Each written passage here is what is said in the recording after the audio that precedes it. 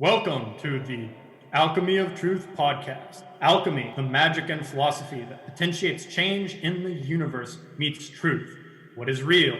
Hard facts, science, reality itself, and risk. It is time that we, as humans, change the fundamentals of how we engage with the world. We're starting this with a deep conviction that the pursuit of truth will bring clarity to our world.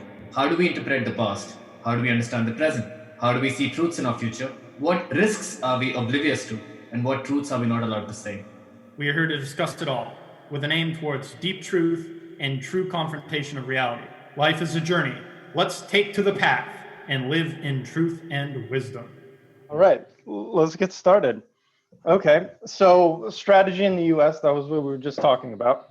And I was saying that, this is a bit complicated.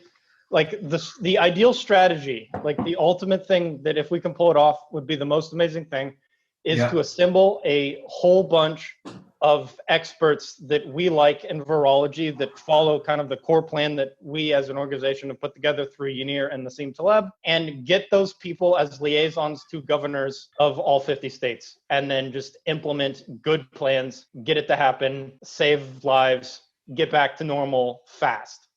Our plan can get us back to normal in 3 to 5 weeks. Really, our plan is the least invasive to people's lives. It's just that there's a hard bit at the front of it to take care of the disease where we need compliance. And after that, then we get back to normal faster than any other plan out there. I've been with N coronavirus for about a couple of months now. I first got aware of COVID-19 back in January at a time when it didn't have an official name yet. And it freaked me out. And I started speaking to everyone around me. And for about a month and a half, there was this nagging doubt in me that perhaps I'm overreacting to what's happening. And I wish I hadn't, because I would have acted sooner. But I seriously got plugged into the scene and started working towards educating administrators and governments on what was coming around the last week of February and the first week of March.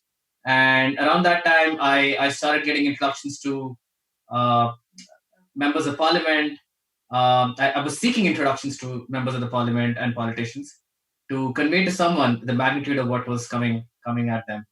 And some of these introductions didn't come through, despite putting in, let's say, enough effort in crafting the right message and putting together a strategy to deal with the problem.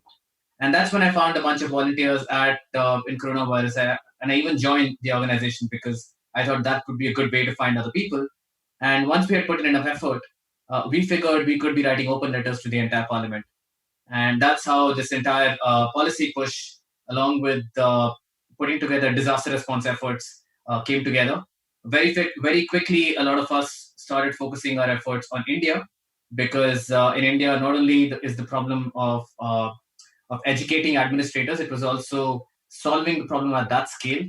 1.3, 1.4 billion people under a lockdown, under an economic situation that is extremely hard to predict, and not particularly safe for everyone involved. Yeah, so that's the angle at which angle from which I'm coming at it. Yeah, fantastic. We've done awesome work. That's like what it is. It's like it's amazing. You jump and you go all out, and all of a sudden you're a month, 2 months into a project, and you realize, damn, I did all that. That actually happened. We've made real changes in the world. It's fantastic. It feels good. Like every night you go to sleep and you're like, I haven't been able to take a deep breath, but man, I actually did that stuff. The changes in the world that I'm seeing are mine in some small part. The good in the world. I have saved lives. That feels good when you go to sleep. Yeah, I think, but there's just a lot more to do. There is just so much more to do, and I don't know how I'll feel about this period when I look back at it. Am I going to hate Neither do I. parts of me that could not do something about a situation despite having tried to? Would that shake my confidence in our collective ability to save the world? I don't know. I think it's a question. Well, we are actively saving the world. Whether or not we pull it off is another question, but we're in the process and we're going all out. There's no self-recrimination here, because if we fail, we won't know it until it's over.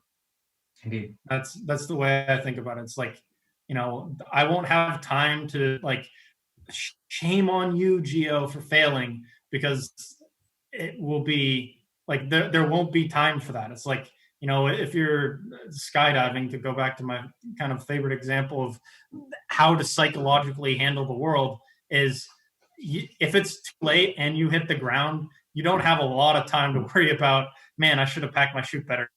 You know what I mean? Yeah, absolutely. So, just go for it. And that kind of like self-doubt is just going to slow you down. Yeah. Right. And I've dealt with this already myself, because I should have gotten angry a couple of weeks ago and started shouting at people like, hey, you need to take this more seriously, like the sort of end of the lockdown scenario more seriously. This is an emergency. And at the time, I was completely burned out, and I was just trying to hand off responsibility for dealing that to people so that I could recover. And I tried to put through, and people didn't take it seriously. I should have gotten upset at that point.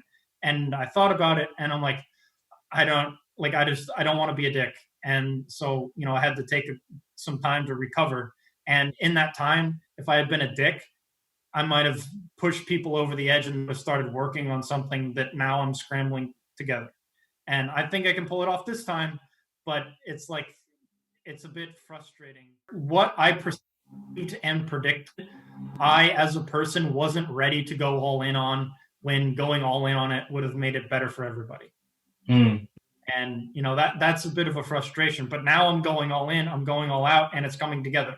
And, there's another side of that, which I think is important to consider, that at the time, nobody may have been ready for that message. Like, politically, leaders wouldn't have ignored such a message. So all the work that we would have done might have just demotivated us, because it would have failed.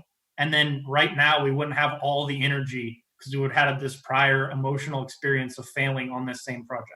So it's like, maybe we are in the optimal scenario, and predicting the future so effectively has meant that I've just been able to contemplate it subconsciously, and in my dreams and in my sleep, and kind of in the back of my mind, for a couple of weeks. So I've got a better frame going forward. And that's really the optimal thing to have at this moment, not to have all the materials built and have the team already kind of coming up against the wall first and having to go up against that same wall a second time. I don't know. So I'm not even beating myself up about that, even though I kind of want to in some, sadistic side of myself.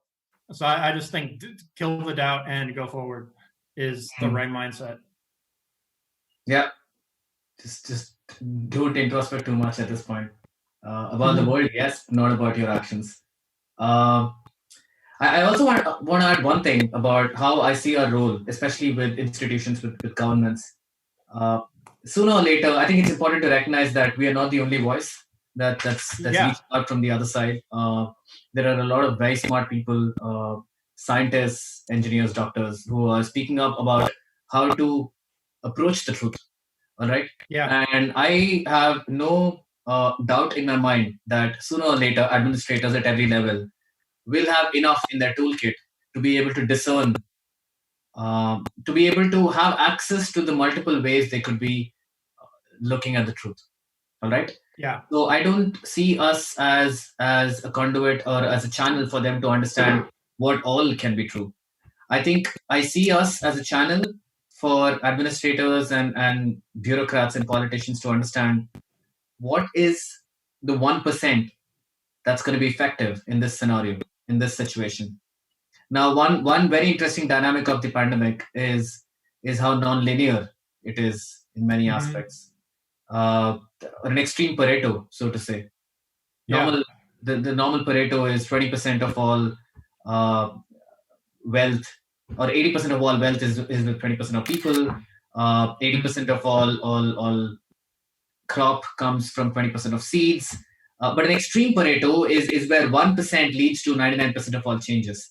1% of super spreaders cause 99% of 90+% of growth and new infections.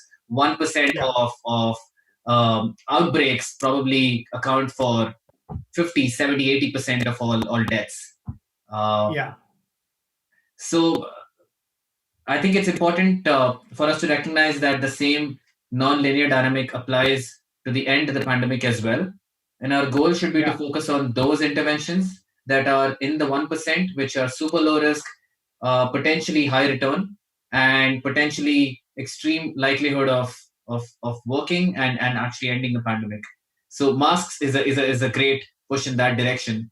And at every step, I think our responsibility is to observe reality and propose effective measures that can be the 1%, because we are going to be constrained for resources come what may. The virus grows Yeah. exponentially, human capacity doesn't. There is no way we're going to catch up on scaling up testing exponentially if an outbreak is active. All right, we're always going to lag. But where we can get ahead of the virus is by identifying the 1 to 10% of stuff that it would actually be effective in a given situation, and understanding what is the 90% that is probably not going to be effective. And that would be our way of accelerating the end of the pandemic. Yeah, exactly. And, hopefully we can have those in-house ready to go to just give to people. Yeah. Like that's the goal. Because we've got some of these pieces, and figuring out all the pieces, that's one question. Getting them assembled so that they're ready to go is another question. Having them packaged so that it's easy to get them to happen, that's another entire operation. There's so much going on, man. It's like constant. It's like 100-hour weeks, and I feel like I'm not working enough. Yeah. But that exponentiality of the disease is one of the reasons why I burned out and crashed. Like I mentioned, is that I went all out early because anything that I did had an exponential impact at that point in time. And then there was a certain point, kind of when we got to the first lockdowns in the US, and kind of the narrative shifted from, is this a real disease, to, oh my God, this is real and it's happening, and everybody, needs to is participating and aware of the situation, and the National Guard is called in, all that kind of stuff that happened. Then it was like, okay, I need to rest so that I can be here for the next phase. And that was kind of like my mindset, is we kind of reached, because it's like the exponential curve, and we kind of reached this point, right? And didn't flatten out, it didn't go down, but we're sort of in a plateau, and then we're going to hit this phase. And if we can hit the phase, and instead of going up, we go down, then we completely transform the world. But during that kind of arch, there's less to do, and you need to recover so that you're ready there for the differentiation. Yeah. If you're kind of imagining a normal curve, and then you're imagining like a, whatever the parabolic, like the S curve thing is, and then you're imagining like a, the things, that's kind of the different geometries of the situation. But we're right at that inflection point where we're either going to have an exponential growth in the disease second time, or going to have an exponential decrease in the disease because we've handled it. And we're coming up on that point. And this is the time, this is when the history books are going to bold stuff, right? That's where we're at right now. The next 2 weeks, this is the point where history books are going to bold stuff. And so this is the time. The time is now. Absolutely. Let's get back to work. Let's smash it. Let's crush this curve.